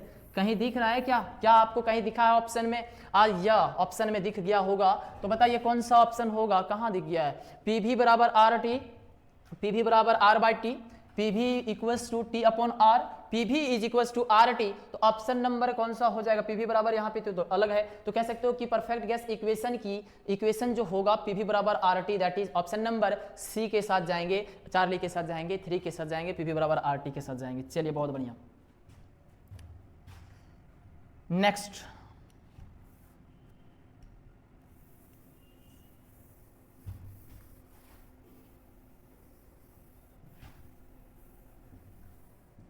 Okay, question number next.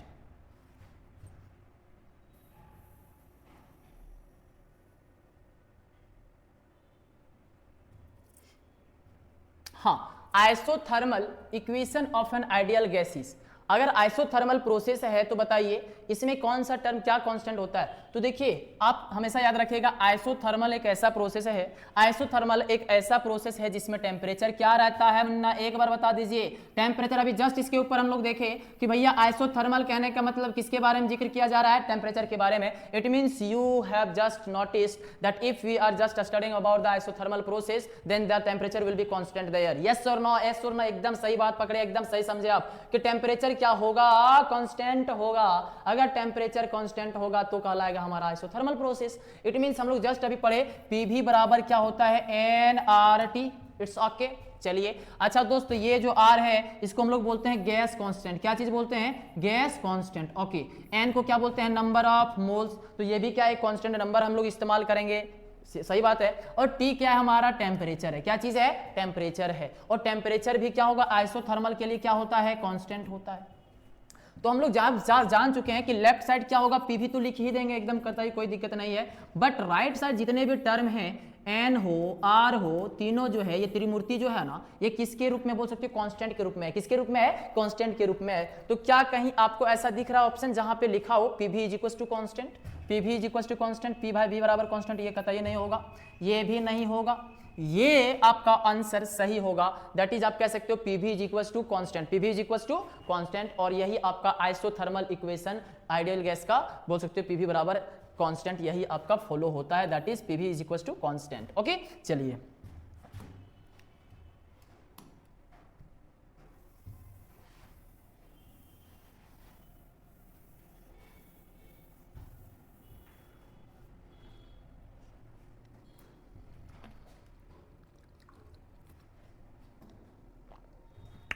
चलिए नेक्स्ट क्वेश्चन पे बढ़ते हैं हम लोग।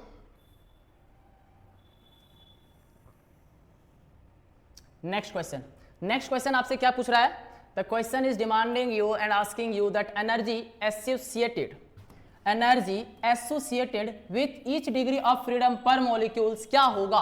तो ये आपको पहले से पता है, दैट इज क्या होगा, half into KBT, half into KBT. याद रखिएगा, एनर्जी जो एसोसिएट होता है ईच डिग्री ऑफ फ्रीडम से वो क्या होता है, हाफ इंटू केबीटी। क्या होता है, हाफ इंटू केबीटी। चलिए बहुत अच्छा, आगे की ओर बढ़ेंगे, आगे की ओर बढ़ेंगे। इस बार थोड़ा सा पेन चेंज करता हूं। ओके,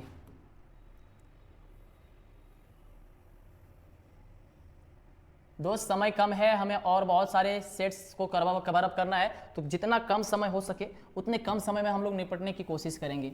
ऐसे सिर्फ फिजिक्स से नहीं बल्कि आपको बहुत सारे सब्जेक्ट को कवर अप करना है। तो देर ना करते हुए सारे क्वेश्चन को हम लोग जल्दी से जल्द सॉल्व करने वाले हैं। और खास बात यह है ना कि शायद 2019 में जो क्वेश्चन पूछा गया वो 40 ने 50 क्वेश्चन हैं, तो थोड़ा जल्दी करना जरूरी है। आप देख सकते हैं यहाँ पे क्या लिखा हुआ है, नेक्स्ट क्वेश्चन आपको दिख रहा होगा, the temperature which has same numerical value on Fahrenheit scale, Fahrenheit scale। आहा, कौन सा क्वेश्चन है, अमेजिंग क्वेश्चन है।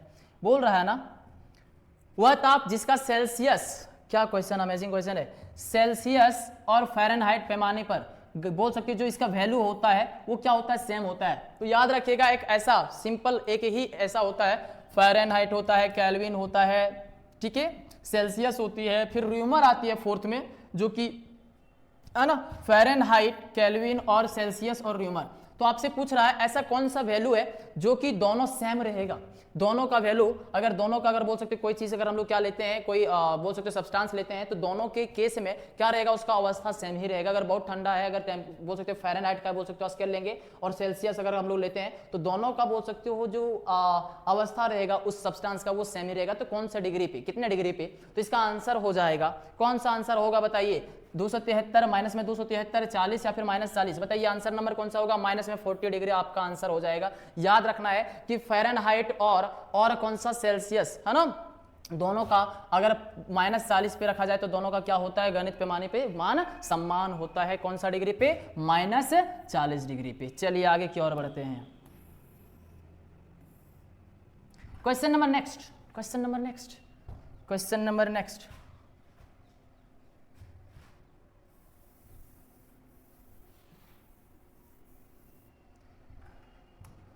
Question number next, question number पूछ रहा है आपसे। अच्छा, इससे पहले एक क्वेश्चन और है, just wait.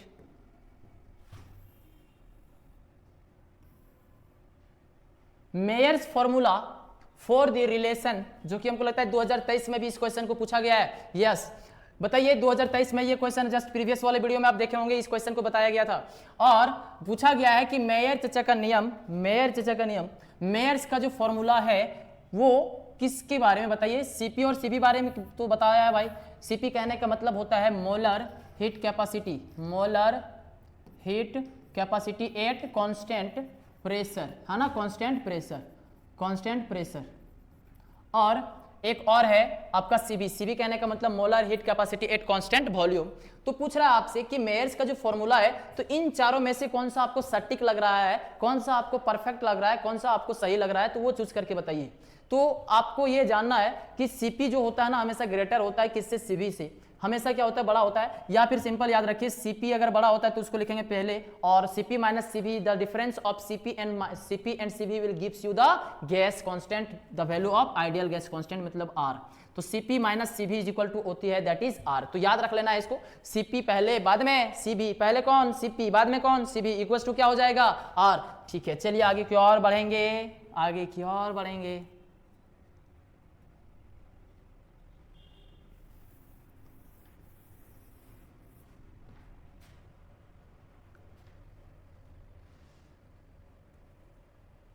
Question number 38. Question number 38. What's the question is asking? So listen. A process is said to be reversible. अगर प्रोसेस रिवर्सिबल तभी हो सकता है, कब हो सकता है, कब हो सकता है डियर बताइए। कोई प्रोसेस, है ना, ये थर्मोडायनेमिक में से है ना, बताइए, अभी जस्ट बताया कुछ देर पहले आपको। थर्मोडायनेमिक में 5 प्रोसेस होता है। पहला बताया आइसोबैरिक, आइसोकोरिक, आइसोबैरिक, आइसोथर्मल, इसके बाद था हमारा एडियाबैटिक, और लास्ट में आता है रिवर्सिबल प्रोसेस। तो बताइए, आपसे पूछ रहा है कि a process is said to be reversible. अगर रिवर्सिबल प्रोसेस आपको क्या करना है, फॉलो करना है, या फिर रिवर्सिबल प्रोसेस आप तभी बोल सकते हैं जब, या फिर कब बोल सकते हैं बताइए, कि जब सिस्टम, व्हेन, पहला आपका ऑप्शन है the system returns to its original state. Option number B, the surrounding returns to their surrounding original state.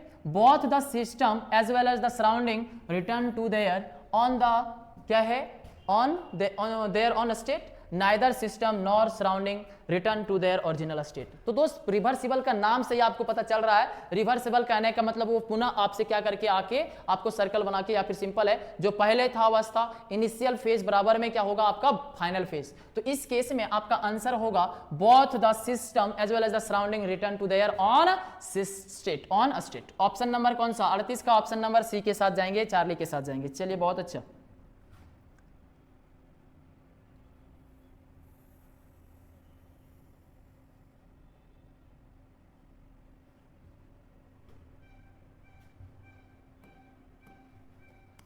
Question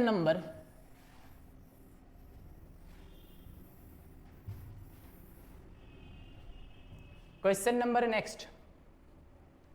question बोल रहा है आपको कि चार्ल्स लॉ जो है, चार्ल्स लॉ जो है, बताइए वो कौन सा आपको चार्ल्स लॉ लग रहा है आपको सही है। Charles law v by T is constant, V T is equal to constant, है ना, या फिर v is equal to 1 by T, या फिर टी बाई वी बराबर कांस्टेंट। तो याद रखिएगा, चार्ल्स लॉ जो होता है वो volume by temperature equals to क्या होता है, कांस्टेंट। तो ऑप्शन नंबर चार्ल्स लॉ का आंसर कौन सा हो जाएगा, option number alpha, option number alpha, option number alpha, option number alpha किसकी, 39 की, 39 की। Question number next, question number, भाई एक भी न्यूमेरिकल नहीं मिला इस चैप्टर में अच्छे से, बताइए, सॉरी इस सेट में अच्छे से बताइए। 2019 को एकदम कितना मजे से आंसर दे रहे हैं हम लोग, दिए होंगे। ऐसा unit of thermal conductivity, thermal conductivity की एसआई मात्रक क्या होगा, थर्मल कंडक्टिविटी का ऐसा यूनिट क्या होगा, थर्मल कंडक्टिविटी का ऐसा यूनिट क्या होगा। तो याद रखिएगा, जूल पर second per metre per kelvin होगा, जूल पर second per metre per kelvin होगा। बोल भैया इसका आंसर भी लाके थोड़ा सा दिखाइए ना। Q बराबर, देख लीजिए भैया, आंसर तो पते है बट थोड़ा सा देख लो अगर जानना चाहते हो तो। क्या होगा, Q बराबर K into del T into आप क्या हो सकते हो एरिया इनटू टाइम बटे लेंथ होता है, जहां पे Q को क्या बोलेंगे, हीट बोलेंगे। ओके,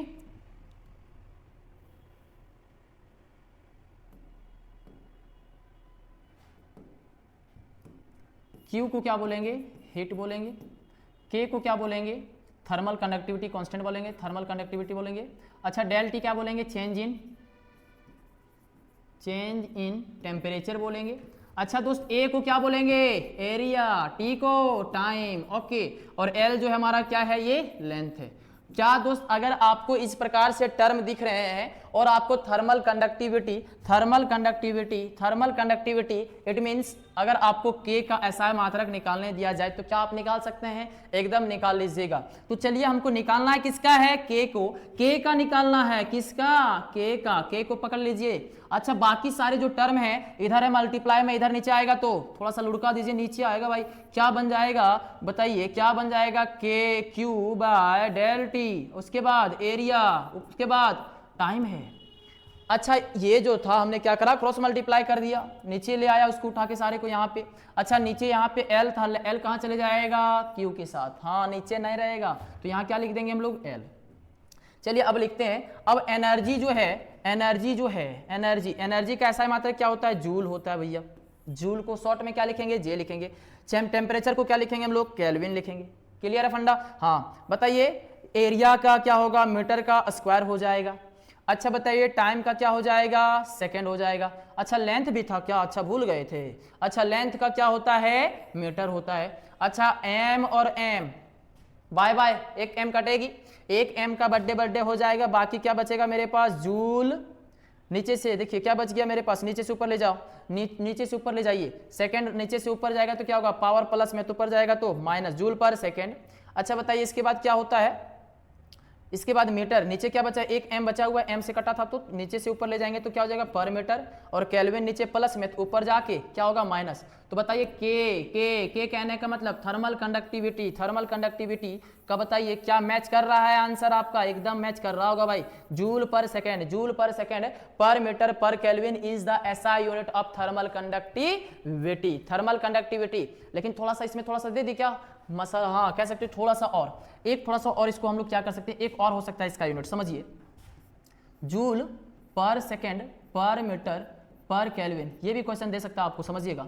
किसकी ऐसा यूनिट है, के की, किसकी ऐसा यूनिट है, के की। ओके, याद रखिएगा। अच्छा दोस्त, इसको ऐसा लिख सकते हैं, जूल पर second per metre per kelvin, ऐसे करके लिख सकते हैं। कोई गड़बड़ वाला काम नहीं ना किए हैं भैया, सही है, एकदम सही है, हमने कुछ नहीं करा है, इस सेकंड को हमने क्या करा, नीचे। अच्छा बताइए, जूल कहने का मतलब किसके बारे में कर रहे हैं बात हम लोग, वर्क के बारे में, वर्क है भैया, वर्क है। और एस कहने का मतलब किसके बारे में बात कर रहे हैं हम लोग, टाइम, तो वर्क बाय टाइम कहने का मतलब किसका फॉर्मूला है, वर्क बाय टाइम, पावर का, किसका फॉर्मूला है, power, work done by time किसका फॉर्मूला, पावर, और इनटू क्या लिख देंगे, जो है आपको वही लिख दीजिए। पावर का ऐसा यूनिट क्या होता है, भैया, वाट होता है। तो एक और इसका ऐसा यूनिट निकल के आता है, और क्या निकल के आता है, वाट पर metre per kelvin. It means you कह सकते हो कि भैया थर्मल कंडक्टिविटी का दो ऐसा यूनिट हम लोग लिख सकते हैं। एक क्या लिख सकते हैं, देखिए यहाँ पे दिख रहा है आपको, जूल पर सेकंड पर मीटर पर केल्विन, और एक और होता है, वो क्या होता है, एक बार देख के बताइए ना, क्या होता है, एक बार बताइए ना, बड़ा निमन लगेगा सुन के, क्या होगा, वाट पर मीटर पर केल्विन, यही होता है एक और ऐसा यूनिट, किसका बताइए, थर्मल कंडक्टिविटी। अगर क्वेश्चन में ये ऑप्शन दिया जाए तो आप आराम से इसको आंसर मारोगे, या फिर ऑप्शन नंबर अगर ये दिया जाए तो ये मारोगे, है ना। चलिए, तो इस प्रकार से क्वेश्चन अगर आएंगे तो आप आराम से आंसर लिख सकते हो, दे सकते हो। चलिए बाय, आगे की ओर बढ़ते हैं, है ना। चलिए इस क्वेश्चन को कर देते हैं हम लोग बाय, और आगे की ओर हम लोग बढ़ते हैं माय डियर। ओके, पहले इसको सफा कर लेना जरूरी है। चलिए नेक्स्ट क्वेश्चन की ओर बढ़ेंगे हम लोग।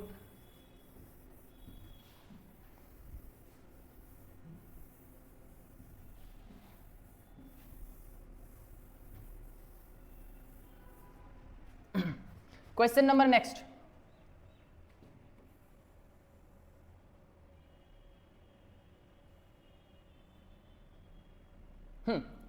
क्वेश्चन नंबर 41 इस डिमांड, हाँ 40 क्वेश्चन हो चुके हैं, बट मैं पहले ही बता दे रहा हूं कि हमारे जो भी अब जो क्वेश्चन पूछे जाते हैं वो 40 क्वेश्चंस रहते हैं, लेकिन जो 2019 के मॉडल सेट में है ना, 40 नहीं बल्कि 50 क्वेश्चंस पूछे गए थे। दैट्स वाई थोड़ा सा पेशेंस रखिएगा और हम लोग 1 बाय 1 करके, और ज्यादा नहीं 10 ही क्वेश्चंस रिमाइंडर बचे हुए हैं, रिसेस बचे हुए हैं, और सारे क्वेश्चन को बस तो यूं ही खत्म कर देने वाले हैं। सारे इजी क्वेश्चंस हैं, सारे लॉलीपॉप क्वेश्चन हैं। बताइए 41 का आंसर जल्दी बताते जाइए क्या होगा।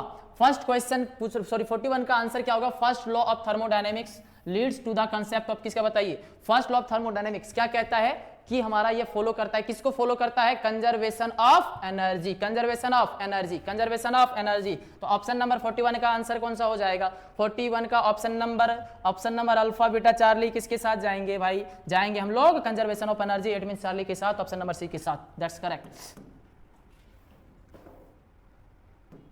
चलिए आगे बढ़ते हैं। ये भी क्वेश्चन जो दिख रहा है आपको, नेक्स्ट क्वेश्चन, ये भी लग रहा होगा कि इससे भी आप रूबरू हो चुके हैं डियर। क्या पूछ रहा है, degree of freedom for mono atomic gas, mono atomic gas, देखिए टिक आउट किया हुआ भी है इधर शायद, है ना। Degree of freedom of for mono atomic gas क्या होगा, क्या होगा। तो बताइए, हम बताए भी थे कि मोनो एटॉमिक गैस रहता है तो वो सिर्फ 3 ट्रांसलेशनल मोशन करता है। तो आपका आंसर क्या हो जाएगा, आंसर क्या हो जाएगा, option number alpha, option number A, that is 3 बोल सकते हो, 3 तरीके से कर सकता है, और उसी को हम लोग कहेंगे ट्रांसलेशनल मोशन। कौन सा मोशन, ट्रांसलेशनल मोशन, है ना। तो रोटेशनल मोशन यहाँ पे बोल सकते हैं मोनो एटॉमिक के द्वारा नहीं हो पाता है। तो अगर मोनो एटॉमिक के द्वारा नहीं हो पाता है कौन सा मोशन, मोनो एटॉमिक के द्वारा कौन सा मोशन नहीं हो पाता है, रोटेशनल मोशन नहीं हो पाता है, तो सिर्फ कौन सा मोशन हो रहा है, ट्रांसलेशन। और ट्रांसलेशन कौन सा axis, X axis, Y axis और जेड एक्सिस में हो सकता है। तो आप कह सकते हो कि 3 तरीके से या फिर 3 रूप से वो क्या कर सकता है, स्वतंत्र।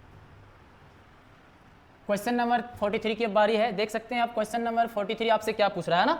क्वेश्चन नंबर 43 आपसे आस्क कर रहा है the what is the speed, what is the speed, okay, what is the speed of sound wave in air is independent of temperature. क्या वो तापमान से स्वतंत्र रहता है, इंडिपेंडेंट रहता है। Question sorry option number B पूछ रहा है increases with pressure, increase with increase in humidity, या फिर decrease with increase in humidity. तो ऑप्शन नंबर इसका हो जाएगा, ऑप्शन नंबर, अगर ना ह्यूमिडिटी या फिर नमी अगर बढ़ जाती है तो उस समय उसका बोल सकते हो साउंड वेव की स्पीड जो होती है वो हो जाती है डिक्रीज। तो ऑप्शन नंबर 43 का हो जाएगा D, that is option number D is your perfect answer. चलिए आगे की ओर बढ़ते हैं। Question number next, question number next पूछ रहा है आपसे sound waves travel fastest in, बताइए साउंड वेव जो होता है सबसे तेजी से किस पे बताइए पास कर सकता है, फ्लो कर सकता है, तीव्रता गति से या फिर बहुत ज्यादा तेज गति से, कौन सा मीडियम में, सॉलिड में, बताइए किस पे ज्यादा स्पीड से पास हो सकता है। बताइए एकदम बच्चा लेवल वाला है, लॉलीपॉप क्वेश्चन है, एकदम सारे लोग के जहन में इसका आंसर होगा, क्या होगा कि भैया साउंड वेव जो सबसे ज्यादा तेजी से फ्लो कर सकता है ना वो सॉलिड में होता है। किस में होता है, सॉलिड में होता है, सॉलिड में सबसे ज्यादा तेज गति से साउंड वेव पास कर सकती है। Okay, question number 45, question number 45वां क्या आपसे डिमांड कर रहा है क्वेश्चन भाई, देख लेते हैं। Question number 45, question number 45, question number आपसे 45 पूछ रहा है, क्या पूछ रहा है, a transverse wave consist of, अगर अनुप्रस्थ तरंग है तो बताइए वहां पे किस प्रकार का उस पे रहता है, क्या उस पे कंप्रेशन होता है, क्या उस पे क्रेस्ट होती है, क्या क्या ऑप्शन दिए गए उसके माध्यम से हम लोग देखने वाले हैं कि ट्रांसवर्स वेव जो होती है। सबसे पहले ट्रांसवर्स वेव होती क्या है, ट्रांसवर्स वेव, ट्रांसवर्स वेव कहने का मतलब ये 2 चीज से बनी होती है, एक होती है इलेक्ट्रो में, हाँ इसको कंबाइनली बोलते हैं इलेक्ट्रोमैग्नेटिक वेव, ये ऐसा गया ऐसा गया ऐसा आया, ठीक है ना, और एक ये जेड एक्सिस की ओर से होते आएगा, है ना, ऐसे गया, हाँ ठीक है। सपोज करते हैं ये मैग्नेटिक फील्ड, ये जो बनता है जेड एक्सिस को टच करते हैं उसको बोलते हैं मैग्नेटिक फील्ड, और ये ऊपर वाला आपको रेड वाला दिख रहा है उसको क्या बोलेंगे, electric field. It means you can say जो ट्रांसवर्स वेव होती है ना वो इलेक्ट्रोमैग्नेटिक वेव होती है, और ये दोनों की प्रेजेंस से बने होती है। ईएम वेव कहने का मतलब इलेक्ट्रिक फील्ड के जरिए से और मैग्नेटिक फील्ड, ई फील्ड और बी फील्ड। अब इतना आप जान लीजिए कि अगर यहाँ पे क्या बन रहा है, ट्रांसवर्स वेव आपको दिख रहा है तो बताइए कि इस पे क्या क्या दिख रहा है, रेयर फ्रैक्शन कंप्रेशन या फिर क्रेस्ट और ट्रफ। क्रेस्ट कहने का मतलब समझ रहे हैं आपको, पीक वैल्यू, पीक दिख रहा है, पीक कहने का मतलब आपको दिख रहा है चोटी की जैसा दिख रहा है, और ट्रफ कहने का मतलब नीचे वाला पोर्शन दिख रहा है। तो आपको कैसा लग रहा है बताइए, सिर्फ क्रेस्ट दिख रहा है, क्या सिर्फ आपको ट्रफ दिख रहा है इस फिगर पे, क्या आपको क्रेस्ट और ट्रफ दोनों दिख रहा है, या फिर रेयरफेक्शन एंड कंप्रेशन। रेयरफेक्शन कहने का मतलब ऐसे गया, फिर एकदम ऐसे पतला हुआ, फिर ऐसे गया, कहने का मतलब इसको बोलते हैं रेयरफेक्शन और कंप्रेशन। तो ये कतई आंसर नहीं होगा, ऑप्शन नंबर डी तो आपका आंसर नहीं होगा। क्या सिर्फ आपको क्रेस्ट दिख रहा है, क्या सिर्फ आपको ऊपर वाला भाग दिख रहा है, भैया ना। क्या आपको नीचे वाला सिर्फ भाग दिख रहा है, ना।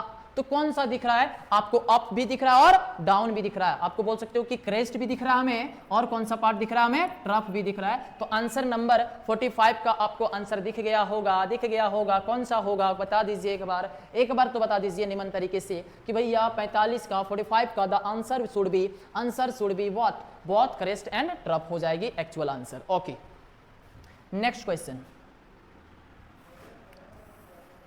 Question number, a progressive wave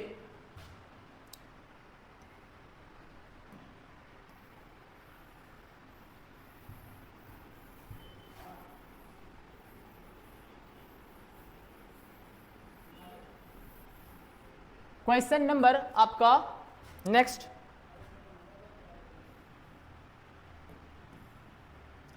आपसे क्या पूछ रहा है, देखिए a progressive wave is represented by y बराबर y is equals to 10 sin 100 pi t minus 2 pi x, where x and y are in meter and t in second, then maximum velocity of the particle। मुझे लगता है ये भी question आपको previous video में share कर दिया गया है, जो कि 2023 में क्वेश्चन सेम डिट्टो दोस्त हूबहू पूछा गया है। और मैं बार बार कहता हूं कि जैक बार बार क्या करती है, ज्यादा से ज्यादा मैक्सिमम क्वेश्चन ये क्या करता है, अल्टरनेटिव देते हैं। तो 2023 में आपको जो मैं बताया है ना, जो भी हम लोग पढ़े 2021 में है ना, 2023 में क्वेश्चन सेम यही था। सिर्फ वहां पे क्या था ना, जहां 10 था डियर वहां पे 5 कर दिया था, और सेम क्वेश्चन हूबहू आप कह सकते हो कि एकदम यही पे स्क्रीन पे आपको दिख रहा होगा। सेम क्वेश्चन डिट्टो यही छपे थे 2023 में, और 2019 के भी क्वेश्चन में भी बोल सकते हो यही क्वेश्चन है। बस थोड़ा सा जहां 5 था वहां पे क्या कर दिया गया है, 10 कर दिया गया। तो अगर 5 था तो आया था आंसर, आप पीछे वाली वीडियो पे, प्रीवियस वीडियो पे, एकदम प्रीवियस का लेटेस्ट वीडियो पे जो डाला गया है वहां पे आप क्या कर सकते हो, सीन कर सकते हो, देख सकते हो। और अगर 5 रहता तो आया था हमारे पास 500 पाई मीटर पर सेकेंड, लेकिन वही यहाँ पे क्या है भैया 10 है, तो 10 को 100 से मल्टीप्लाई कर दो और यहाँ पे बाकी यूनिट लगा देंगे तो कितना हो जाएगा, 1000 पाई मीटर पर सेकेंड। और ये कब आया था, जब हम लोग क्या किए थे, एक बार इसको डिफरेंशिएशन किए थे। क्या किए थे, एक बार हम लोग डिफरेंशिएशन किए थे। तो आप प्रीवियस लेक्चर पे वीडियो पे देखोगे तो सारा ये आपको वहां पे दिख जाएगा, है ना। चलिए आगे की ओर बढ़ते हैं। तो ऑप्शन नंबर बताइए कौन सा सही हो जाएगा इसका, 100 पाई मीटर पर सेकेंड, 200 पाई मीटर पर सेकेंड, 400 पाई मीटर पर सेकेंड, या फिर 1000 पाई, है ना। मैं तो इसी के साथ जाऊंगा, बाकी आप लोग देख लीजिए, मैं तो इसी के साथ जाऊंगा। आंसर नंबर कौन सा हो जाएगा बताइए, आंसर नंबर हो जाएगा दैट इज 100 नहीं बल्कि 1000 पाई मीटर पर second is your accurate answer, perfect answer. Okay, question number next,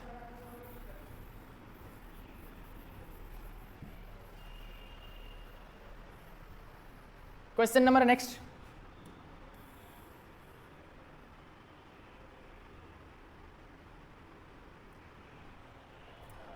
क्या पूछ रहा है आपसे, क्वेश्चन नंबर नेक्स्ट 47 है ना, 47 Newton's formula for the velocity of sound in gas, है ना। गैस इज क्या है आपका, P बराबर क्या है ना, गैस इज क्या है वहां, जो कि ये आपको रो दिख रहा है ना, रो क्या है, डेंसिटी ऑफ गैस है, रो रो रो, है ना। रो क्या है हमारा, डेंसिटी, रो को क्या बोलते हैं हम लोग, डेंसिटी ऑफ गैस। ओके, और एक चीज और दिया हुआ है, पी क्या दिया हुआ है आपको, प्रेशर।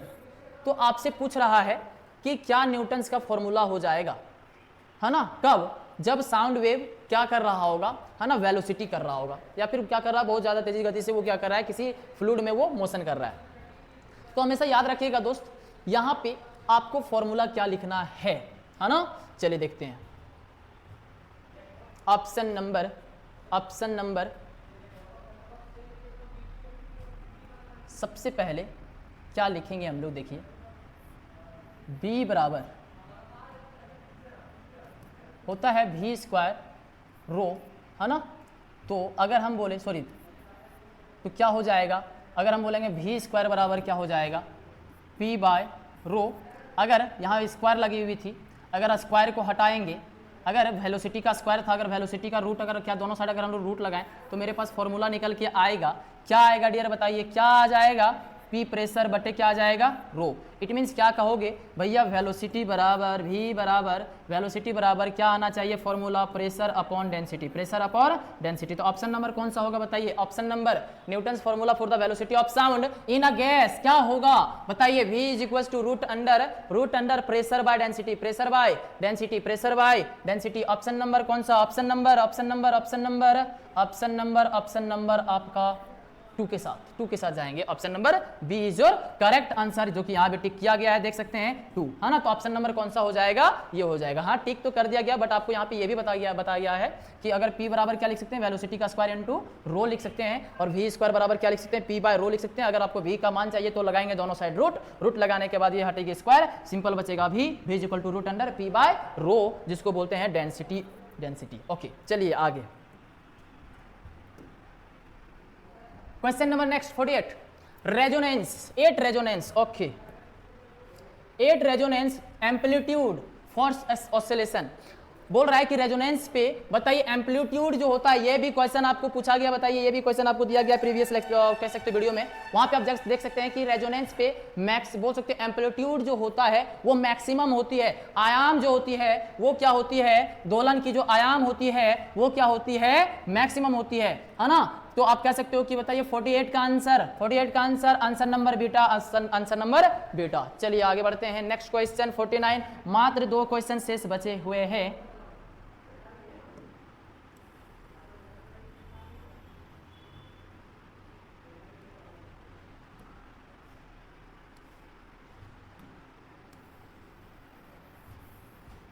क्वेश्चन